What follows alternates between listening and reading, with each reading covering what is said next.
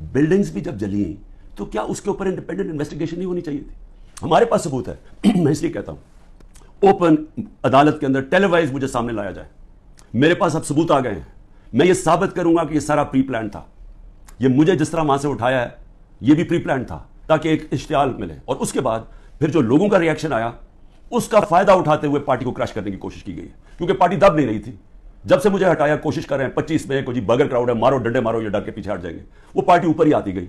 By election 30-37 में से जीत गई, ओपिनियन पोल्स में और ऊपर चली गई। राजनपुर का इलेक्शन में पूरा जोर लगाया, 40,000 से गवर्नमेंट का कैंडिडेट हार गया। उसके बाद उससे पहले मुझे कत्ल करने की कोशिश की, दूसरी दफा कत्ल करने की कोशिश की।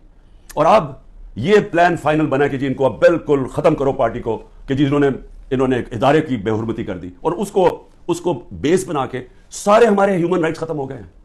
सबको जिसको मर्जी पकड़ो, पुलिस फिर रही है जैसे मर्जी पकड़ जी। आपका वो उसमें नाम आ गया वो जियो फेंसिंग में, इसलिए जनाब वो अच्छा इतने पैसे दे दो, 15 लाख से शुरू होते हैं 10 लाख, अच्छा पैसे दे दो तो हम आपको छोड़ देते। पुलिस पैसे बना रही है, हर जगह लोगों को पकड़ रहे हैं। अब जिधर नाम लोग घरों में घुस रहे हैं, घर तोड़ रहे हैं, घर लूट रहे हैं, बच्चे पकड़ के ले गए हैं। औरतों को नहीं बख्शा। कभी मैंने ये दिन नहीं देख रहे थे कि औरतों को नहीं बख्शा। इस मुल्क के अंदर कभी ये नहीं देखा था कि इतना नीचे गवर्नमेंट गिरेगी।